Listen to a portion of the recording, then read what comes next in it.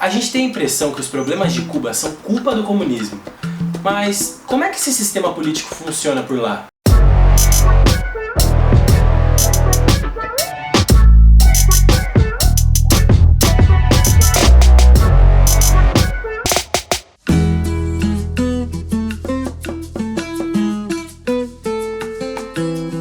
Falando de Cuba, a gente definitivamente não está falando de uma ditadura do proletariado, né? Como a teoria marxista vai trazer. O que existe em Cuba é uma revolução com princípios e objetivos socialistas e que mantém eleições regulares num sistema de partido único. Si tú miras en papel, en teoría, cómo funcionan las elecciones en Cuba, yo te diría que es un sistema justo, porque los delegados son elegidos dentro del pueblo. Yo he presenciado el proceso en el que se eligen estos y es justo, digamos, la manera en que llega la gente a la asamblea. A população elege representantes do Congresso e os representantes do Congresso são quem votam pelo presidente.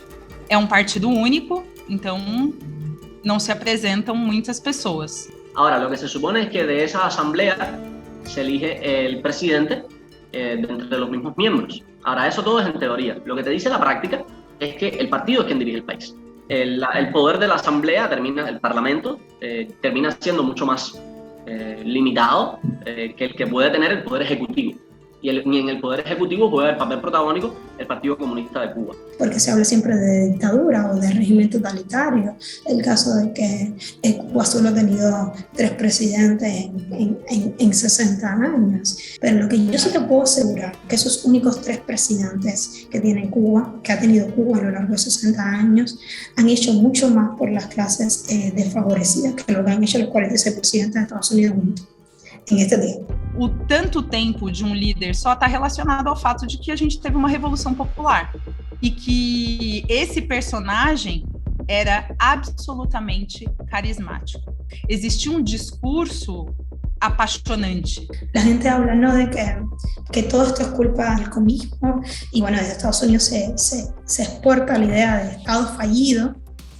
Y yo digo, bueno, pero es que si somos tan fallidos, ¿por qué no nos dejan solos que fallemos y que nos vayamos contra la pared? No metan las manos, no metan las narices, no metan nada. A gente não pode achar que a nossa visão de democracia, a nossa democracia burguesa, dominada, né, por grandes empresas, por grandes empresários, é uma democracia. Porque quando a gente faz esse paralelo, a gente acha que o autoritarismo está só do outro lado. Boa parte das pessoas que votaram no Bolsonaro não escolheram a queima da Amazônia, por exemplo. É muito fácil que a gente tenha mecanismos ditos democráticos e ainda assim não respeite a democracia, né? Então, o que acontece em Cuba? Você não tem uma eleição direta para presidente, mas você tem um diálogo permanente com a população que é muito diferente do que a gente tem no Brasil, por exemplo.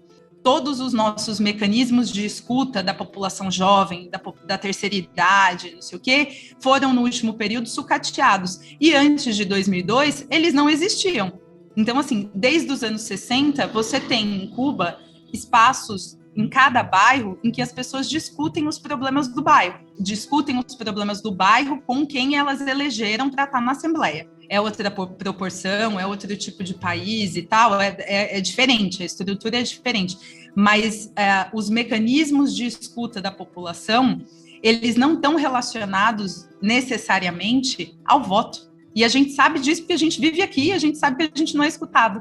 Aí o que acontece? Existe uma insatisfação no último período pelo fato de que esses mecanismos de escuta se enrijeceram. E aí é uma crítica que a população cubana, ou que parcelas da população cubana fazem. A gente gostaria de ser mais escutado. Realmente, a liberdade de expressão e a liberdade de criação cada dia está mais limitada, mais politizada. Empezar a escuchar un poco más y entender qué es lo que está pasando realmente, porque una cosa es lo que dicen o pintan y otra cosa es lo que realmente vive un cubano día a día. Yo pienso que si nosotros nos sentáramos de verdad y nos escucháramos de verdad, las cosas pudieran mejorar. Pero hay que tener la voluntad de escucharse de los dos lados y es lo que falta. El proceso revolucionario, los logros de la revolución cubana, de este gobierno, históricamente, no han llegado a a todo el mundo de la misma forma. Y siento que mucha gente siente que esos problemas que han tenido por mucho tiempo no han sido resueltos o reconocidos. Hay mucha gente que simplemente no apoya al gobierno. Cuba, hay situaciones económicas. El dinero que ganas trabajando no te alcanza para nada. Porque tú ganas 2.000, 3.000 pesos. Y 2.000, 3.000 pesos es un par de zapatos. Cuba es un país muy difícil, muy difícil. Pero aquí en Cuba ni hay persecución, ni hay dictadura, como dicen. Cuba es buena solamente por la seguridad, la medicina y la educación, por más nada. Siempre el cubano va a tener una sonrisa, a pesar de lo muy triste que esté o el hambre que esté pasando en su casa. Gracias a la Revolución Cubana, como discapacitada que soy, tengo estudios, me dieron casa, tengo trabajo, puedo andar a cualquier hora del día y de la noche y no soy atacada por nadie, ni soy discriminada tampoco. Es un país lleno de contradicciones. Imagínate tú, todos los países tienen cosas malas. Así vivimos felices, tranquilos, porque aquí en Cuba, mira a los niños, mira cómo juegan en los parques. Política cero política, porque trabajo para el Estado hasta cierto punto y de cualquier cosita puedo dejar de trabajar ahí. Claro que hay confrontaciones generacionales. Cambian la generación, cambian las personas, cambia la mentalidad. Yo soy una mujer negra de un barrio humilde.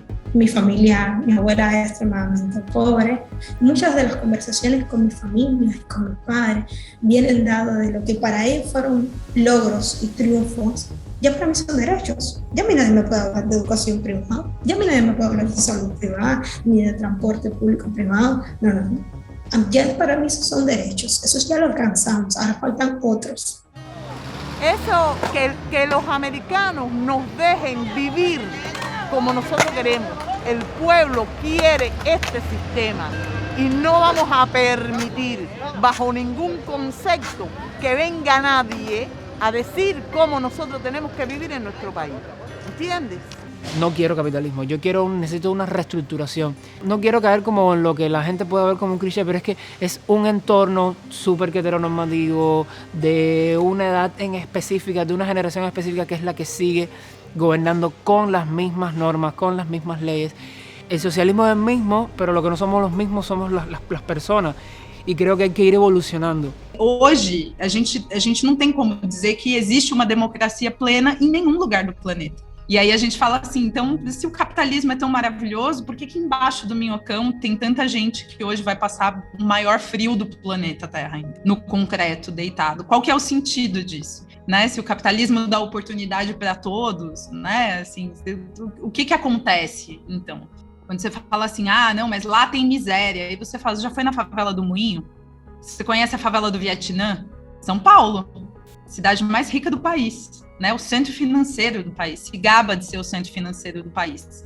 Ou seja, o capitalismo não significa distribuição de renda. E dentro desse mundo, hoje, capitalismo financiarizado, né, assim, big techs dominando absolutamente tudo, a gente não tem nenhuma possibilidade de virar um país comunista. Assim, a gente não tem contexto internacional para isso, né? Assim, a gente não tem contexto no Brasil para que isso aconteça. Qual a possibilidade de que a gente se una o suficiente para virar um planeta inteiro de sistema econômico? Galera, o bagulho sempre foi doido em Cuba. Mas resta a gente saber o que vai acontecer daqui para frente. Quem vai desistir primeiro dessa guerra de braço? O comunismo de Cuba ou o bloqueio dos Estados Unidos? Lo más importante que tiene que ocurrir para que Cuba salga de sus problemas es que el embargo termine. Esa es mi opinión, porque está detrás de cada uno de nuestros problemas. Cuba va a mejorar cuando los Estados Unidos nos quiten ese bloqueo. Lo único que nos afecta a los cubanos es el bloqueo. Joe Biden tiene en sus manos mejorar la vida de los cubanos, cambiando sus políticas, optando por la vía de Barack Obama, del cual él fue su vicepresidente. Mi opinión es que quiten el bloqueo por un año nada más, o por 2. Si en esos 2 años não cambia, entonces não é problema do bloqueio, é problema aqui. O que a gente pode fazer? A gente pode fazer pressão internacional.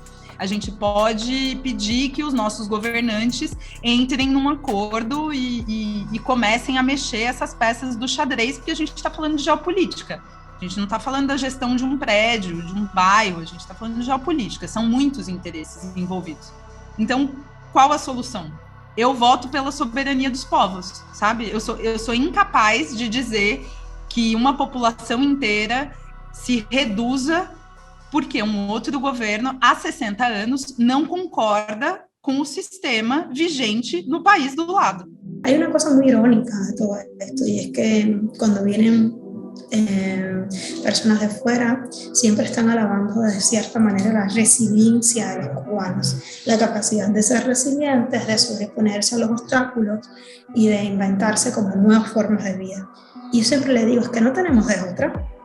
Nunca nos han dado opción. Es decir, lo de ser resiliente no es una decisión que tomamos, pero empujado también por las circunstancias. Y la gente está cansada de ser resiliente. También la peor de todas las soluciones posibles es que los Estados Unidos vuelvan a tener una injerencia sobre Cuba. O sea, es lo peor porque ahí sí vamos a pasar a un estatus muchísimo más de infrahumano, de esa visión del mundo que somos claramente inferiores, siempre lo fuimos. Papacito Dios hizo esta tierra para que todos seamos felices, porque somos seres humanos, no somos bestias. Yo siempre le digo a la gente, es que Cuba vale la pena. Es decir, con todos los desaciertos, con todos los errores, vale la pena creer en que una realidad como la que soñamos, de dónde estamos, a dónde queremos llegar y qué es lo que a qué realmente nos queremos parecer. Ouvindo tudo isso, você tem muito mais contexto para estudar e entender o que o povo de lá quer. E agora que você tem outros pontos de vista, quando eu te pergunto sobre Cuba, o que vem na sua cabeça?